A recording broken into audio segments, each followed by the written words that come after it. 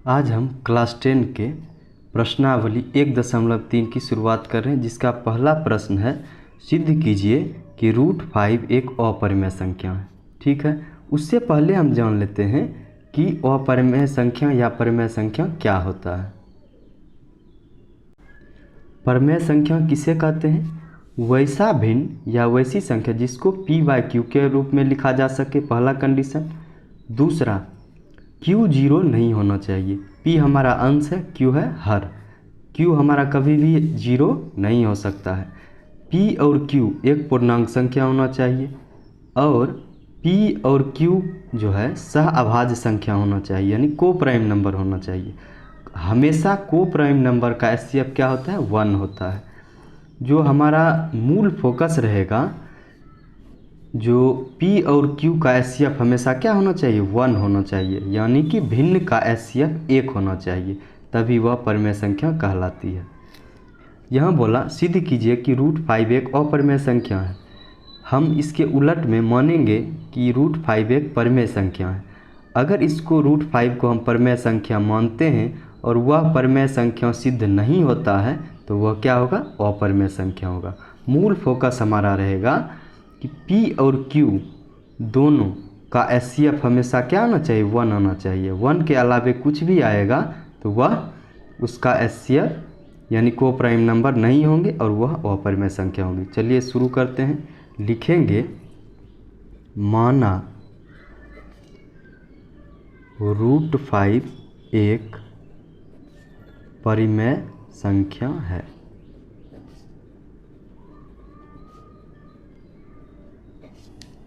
अगर √5 परिमेय संख्या है तो वो बराबर होगा किसके? P/Q के। अच्छा, यहाँ लिख देंगे कि Q कभी भी 0 नहीं हो सकता है। अच्छा, अब क्या करेंगे? Q 0 नहीं हो सकता है और एक कंडीशन लिखेंगे कि एचसीएफ यानी मोसवा जो है PQ का हमेशा क्या होना चाहिए? 1 होना चाहिए।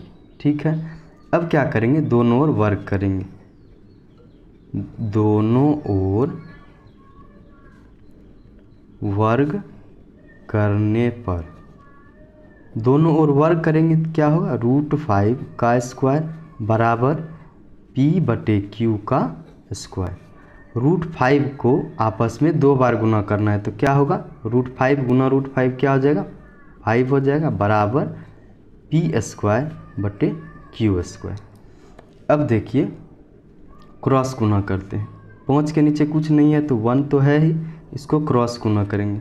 क्या होगा? 5, देखिए 5Q² बराबर होगा P² × 1 क्या होगा? P²।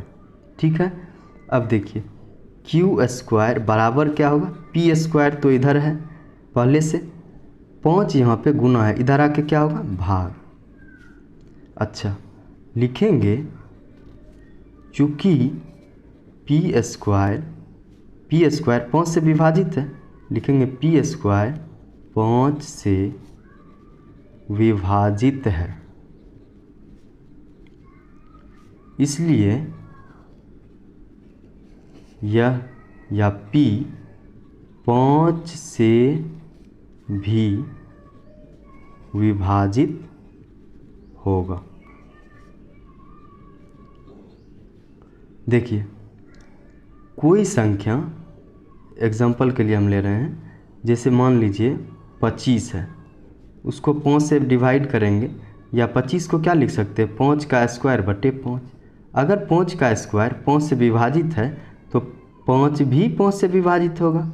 उसी तर्ज पर हम लिखे हैं कि P² 5 से विभाजित है, इसलिए P भी 5 से विभाजित होगा। P भी 5 से विभाजित होगा। अगर विभाजित हो रहा है तो लिखेंगे अतः P का एक गुणनखंड 5 है, हो जाएगा। देखिए P² 5 से विभाजित है तो P भी 5 से विभाजित होगा। अगर P 5 से विभाजित है तो कहने का मतलब P का एक गुणनखंड क्या है? 5 है। आगे बढ़ेंगे, लिखेंगे पुनः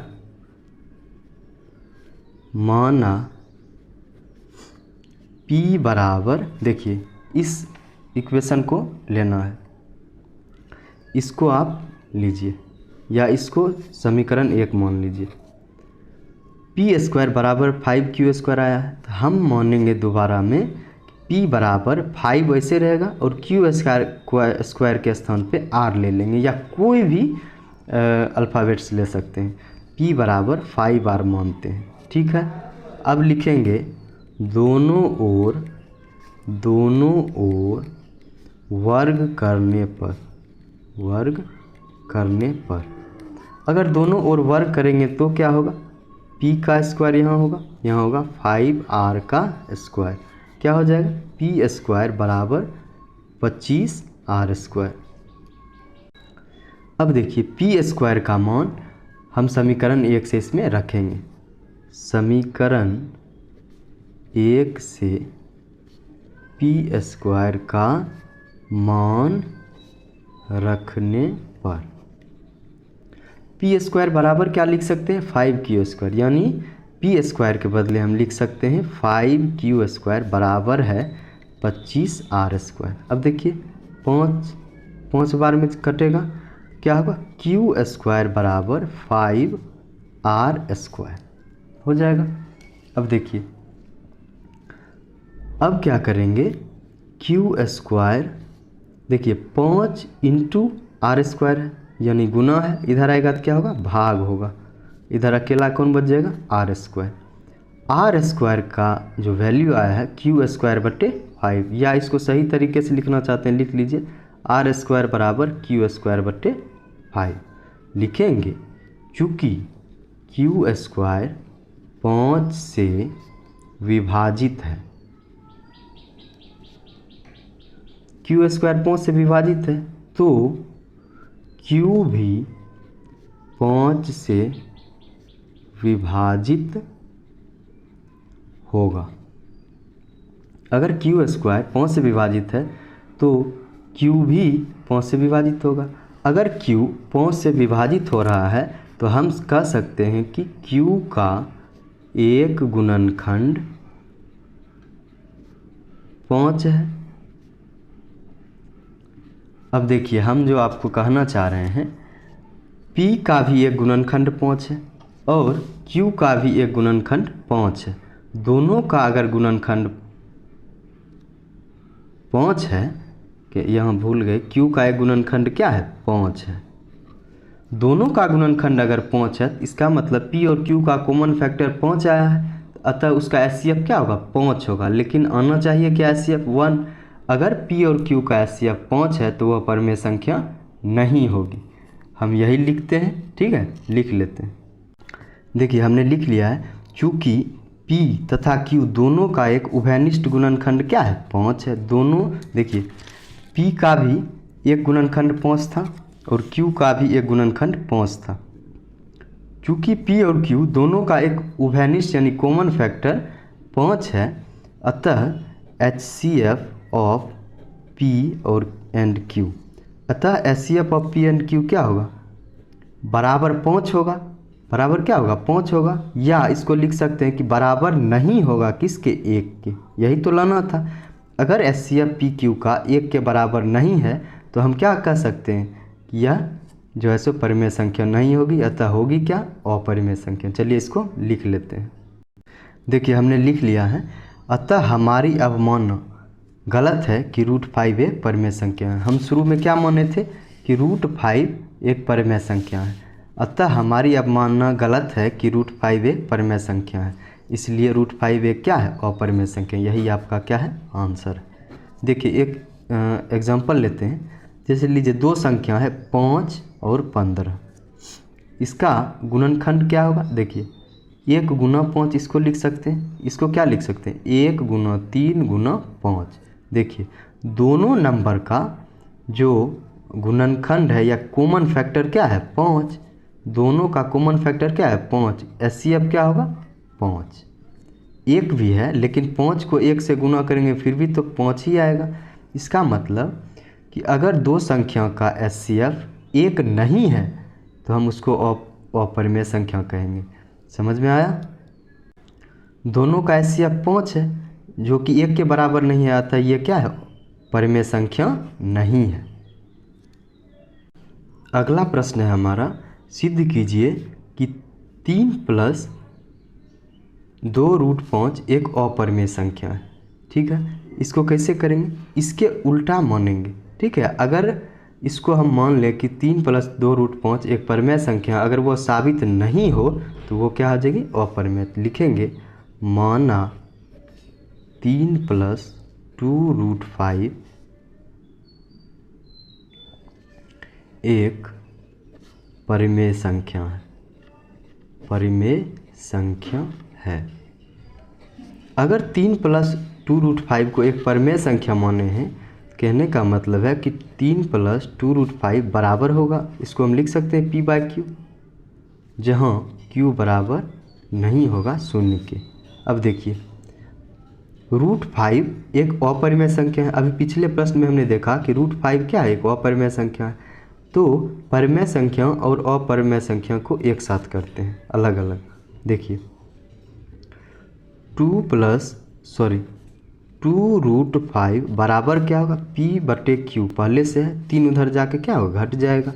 अच्छा आगे क्या करेंगे, √5 को रहने देते हैं, यहाँ क्या होगा p/q -3, 2 यहाँ पे गुना था तो नीचे आके क्या होगा, भाग हो जाएगा, पूरे का बटा 3। अब देखिए √5 जो था, अभी पहले प्रश्न में हमने देखा कि ये क्या है, अपरिमेय संख्या है, अपरिमेय संख्या। p/q क्या है, परिमेय संख्या। 3 क्या है, परिमेय संख्या। उसी तरह 3 क्या है, परिमेय संख्या। सॉरी यहाँ 3 नहीं होगा, 2 गुना है, नीचे आके 2 ही रहेगा, 2। ये क्या है, ये सभी क्या है, परिमेय संख्या। क्या है, परिमेय संख्या। क्यों है परिमेय संख्या कि 3 को आप क्या लिख सकते हैं, 3/1, 3/1 p/q के रूप में लिखा गया है।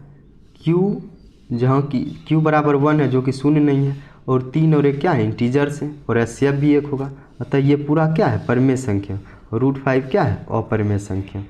लिखेंगे कभी भी अपरिमेय संख्या बराबर नहीं हो सकती है परिमेय संख्या। परिमेय संख्या कभी भी अपरिमेय संख्या और परिमेय संख्या बराबर नहीं हो सकती। एग्जाम्पल के लिए √3 क्या है, अपरिमेय, ये बराबर होगा कभी भी 3 के, नहीं होगा। 3 क्या है, परिमेय संख्या, और √3 क्या है, अपरिमेय, दोनों कभी भी बराबर नहीं हो सकता है। कभी भी रूट के अंदर अगर अभाज्य संख्या है तो वो क्या होगी, परिमेय संख्या, अपरिमेय संख्या होगी। ठीक है, लिख लेंगे कि अतः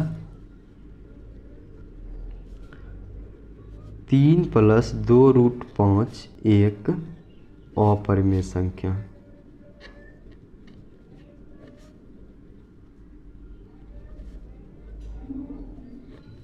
यही आपका क्या है, आंसर है। चलिए अगले प्रश्न की ओर चलते हैं।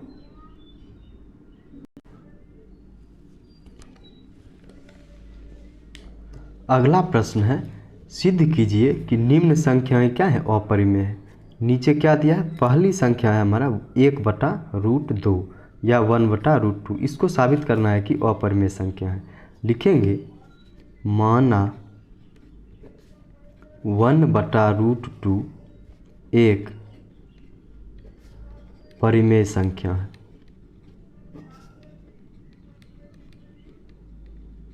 हमने इसके उलट माना कि 1/√2 एक परिमेय संख्या है।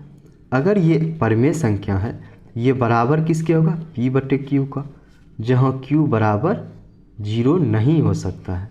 ठीक है, अब देखिए अब क्या करेंगे, अंक को पलट देंगे। लिखेंगे अंकों को पलटने पर, अगर पलट देंगे तो क्या होगा, √2/1 बराबर q/p।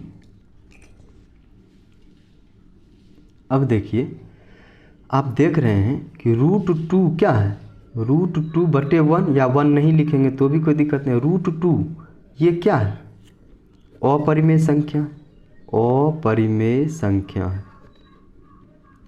और q/p क्या है, परिमेय संख्या है। देखिए एक एग्जांपल आपको समझाते हैं। अगर 1/3 p/q के रूप में है, परिमेय संख्या है। ये क्या है, p/q के रूप में है, परिमेय संख्या है। दोनों क्या है, इंटीजर्स है यानी पूर्णांक है, और q 0 भी नहीं।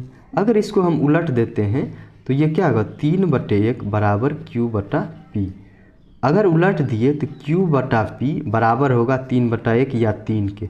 फिर भी ये क्या है, परिमेय संख्या। कहने का मतलब अगर परिमेय संख्या को आप पलट देंगे फिर भी वह क्या रहेगी, परिमेय संख्या रहेगी। लिखेंगे अपरिमेय संख्या बराबर नहीं हो सकती है परिमेय संख्या, अतः 1/√2 एक अपरिमेय संख्या है। यही आपका क्या है, आंसर है। देखिए √2 क्या है, अपरिमेय संख्या क्यों है, p/q के रूप में है, q 0 भी नहीं है, लेकिन p और q इंटीजर्स नहीं है। q तो इंटीजर्स है, पूर्णांक है, लेकिन p जो है हमारा वो इंटीजर नहीं है। क्यों, क्योंकि उसके ऊपर रूट लगा हुआ है। तो परिमेय संख्या और अपरिमेय संख्या दोनों कभी भी बराबर नहीं हो सकते। एग्जाम्पल के लिए क्या √5 बराबर हो सकता है 5 के, कभी नहीं हो सकता। इसीलिए हमारी मानना या मानना गलत है कि 1/√2 क्या है, परिमेय संख्या। तो होगा क्या, 1/√2 एक अपरिमेय संख्या। चलिए अगले प्रश्न की ओर चलते हैं। अगला प्रश्न है हमारा 7√5। उसी तरह लिखेंगे, इसके उलट लिखेंगे कि माना 7√5 एक परिमेय संख्या है। अगर 7√5 एक परिमेय संख्या है तो इसको p/q के रूप में लिख सकते हैं, जहाँ q equal to not equal to 0।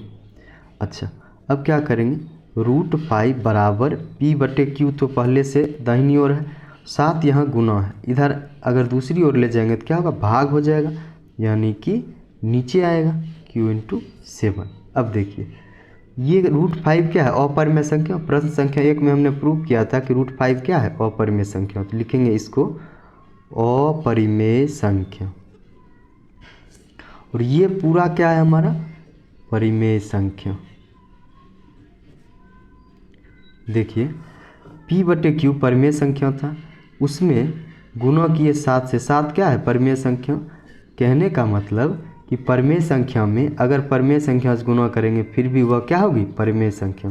तो लिखेंगे अपरिमेय संख्या बराबर नहीं हो सकती है परिमेय संख्या। या इसको और अच्छे से लिख सकते हैं, कभी भी अपरिमेय संख्या बराबर नहीं होगी परिमेय संख्या के। इसीलिए हमारी अब मानना या मानना गलत है कि 7√5 एक क्या है, परिमेय संख्या। अतः 7√5 एक अपरिमेय संख्या है। चलिए अगले प्रश्न की ओर चलते हैं। अगला प्रश्न है हमारा 6 + √2। उसी तरह लिखेंगे, माना 6 + √2 एक परिमेय संख्या है। अगर 6 + √2 एक परिमेय संख्या है तो इसको p/q के रूप में लिख सकते हैं, या उसके बराबर, जहाँ q बराबर नहीं होगा किसके, 0 के। अब देखिए अब क्या करेंगे, ये अपरिमेय संख्या है, ये परिमेय है। परिमेय संख्या और परिमेय संख्या को एक तरफ करेंगे तो क्या होगा, √2 बराबर p/q, और 6 जो है हमारा 6 जो है प्लस में उधर जाएगा तो क्या होगा, माइनस में होगा। अब देखिए √2 क्या है, अपरिमेय संख्या, और ये पूरा टर्म क्या है, परिमेय संख्या। लिखेंगे अपरिमेय संख्या